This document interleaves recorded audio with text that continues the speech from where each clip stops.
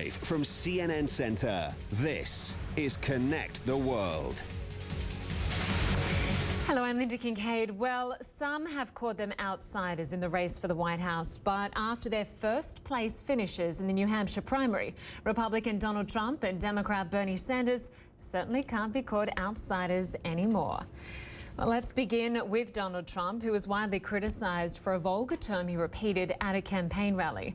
But it didn't seem to hurt the Republican in New Hampshire. Trump told NBC News that he was just having a good time. And he's certainly celebrating now. Sarah Murray reports. New Hampshire, I want to thank you. We love you. We're going to be back a lot. We're not going to forget you. You started it. Donald Trump exhilarated after crushing his GOP rivals by more than 50,000 votes. We are going to make America so great again, maybe greater than ever before. Boasting amid record Republican turnout about how he pulled off his big win after a disappointing loss in Iowa. I think the ground game was very strong, and I tell you, we really focused on it after Iowa. You know, the ground game was not something I was extremely familiar with, but I learned quickly. The other big winner of the night, second place finisher, Ohio Governor John Kasich. If you don't have a seatbelt, go get one. Kasich taking pride in running a positive campaign in a field of sharp elbows. Tonight, the light overcame the darkness of negative campaigning. Meanwhile, the winner of the Iowa caucuses, Ted Cruz, in a dead heat for third with Jeb Bush. This campaign is not dead. We're going on to South Carolina. As Marco Rubio suffered a bruising fifth-place finish. I know many people disappointed. I'm disappointed with tonight. Even admitting his rocky debate performance was likely to blame. Our disappointment tonight is not on you. It's on me. It's on me. I did not do well on Saturday night, so listen to this. That will never happen again. On the Democratic side, the win by Bernie Sanders in New Hampshire was a big wake-up call to Hillary Clinton.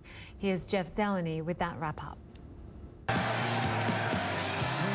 A victory lap for Bernie Sanders. The people of New Hampshire have sent a profound message to the political establishment, to the economic establishment, and, by the way, to the media establishment. And a profound message to Hillary Clinton, who's no longer the undisputed Democratic frontrunner. A commanding across-the-board win for Sanders among women, young voters, and independents, riding a wave of discontent at politics as usual. The people want real change. The Clinton campaign had predicted a loss in New Hampshire, and they got one, even bigger than they feared. Supporters masked their frustration with cheers. My goodness. I don't know what we'd have done tonight if we'd actually won. It's a new day in the Democratic primary fight. Sanders will suddenly draw more scrutiny as the battle with Clinton intensifies. They're throwing everything at me except the kitchen sink, and I have the feeling that kitchen sink is coming pretty soon. As the race moves to Nevada and South Carolina, Sanders vowed to build on his growing movement. But it's an open question whether he can find the same appeal in a diverse electorate of black and Hispanic voters. What began last week in Iowa, what voters here in New Hampshire confirmed tonight, is nothing short of the beginning of a political revolution. A humbling and frustrating moment for Clinton. But she made clear she's been down that road before. I know I've had a blessed life, but I also know what it's like to stumble and fall. And we've learned it's not whether you get knocked down that matters, it's whether you get back up. Well, following the campaign trail for us is Mark Preston, Executive Editor for CNN Politics. Good to have you with us, Mark. He joins us from Manchester, New Hampshire.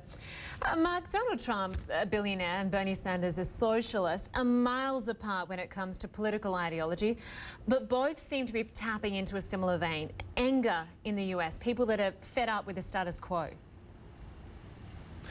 You know, Lynda, you're absolutely right. We're talking about two outsiders with absolutely different political ideologies. You had the capitalist in Donald Trump talking about how he's going to make America not just great again, but so great again, and how he has been such a good businessman. On the other side, you have Bernie Sanders, who's basically talking about handing the citizens of the United States pitchforks to charge on Washington and to change things.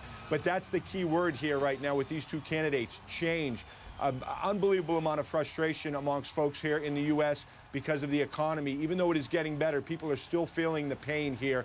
You walk around the streets of Manchester here in New Hampshire or Iowa, where we were a few weeks ago, as we head down to South Carolina, the economy is still something that folks are hoping and really want to see get better, Lynda. And Mike, when we heard Trump give his victory speech last night, he seemed quite humble, thanking all his family and thanking the voters in New Hampshire. And he said he took lessons from Iowa and improved his ground campaign. What will that mean for him going forward, and will they continue to work? Well, it remains to be seen. I got to tell you, coming in out of Iowa into New Hampshire, we had one narrative on this campaign that there would be three people, basically, that would be really viable to move on from New Hampshire. It was going to be Marco Rubio, Ted Cruz, and Donald Trump. But after last night, where we saw this field of 8 or 9 really collapse to only about 5, we don't really know what's going to work down in South Carolina. Donald Trump has his populist edge on him, certainly backing him. We have Marco Rubio, who a lot of establishment folks were hoping would do well here in New Hampshire. He did poorly. And of course, you have Jeb Bush, you know, the namesake, really bringing on the family tradition of 2 former presidents, as well as John Kasich, who came out of nowhere, the Ohio governor. So how this plays out over the next couple of weeks really remains to be seen. It is really going to be quite a show to see here in South Carolina, Lynda.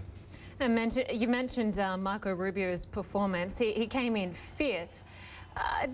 Obviously, the establishment, the Republican establishment, have been behind him. What would they be doing today had he done better?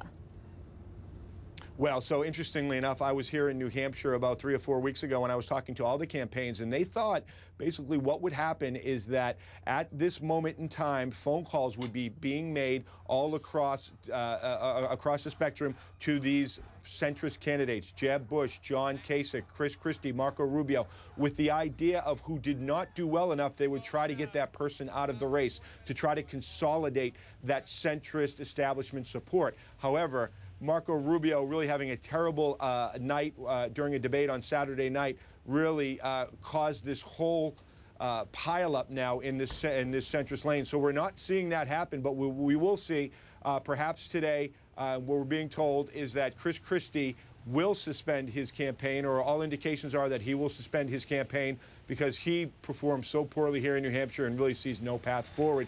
But we still will have 3 people left: Jeb Bush, John Kasich, and Marco Rubio, Lynda. Yeah, still a pretty packed field there. Now looking at the Democrats, Bernie Sanders secured a great deal of support from young people and females in particular. Going forward, what does Hillary Clinton have to do to tap into those voters?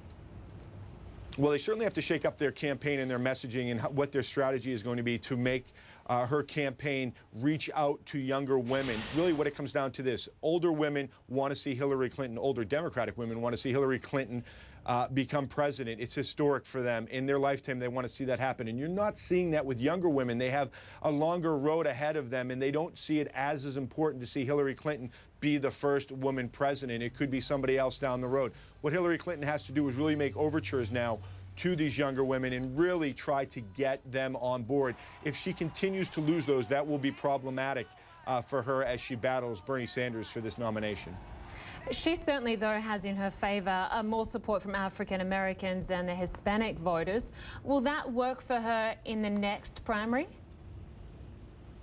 Well, certainly in South Carolina it will, in maybe Nevada, although Nevada is a little bit of a different situation.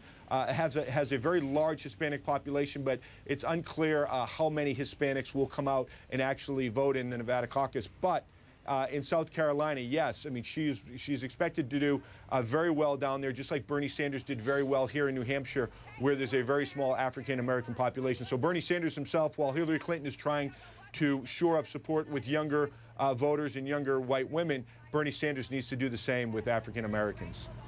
Mark, Preston, great to have your analysis on all of that. Thanks for joining us from New Hampshire. We appreciate it.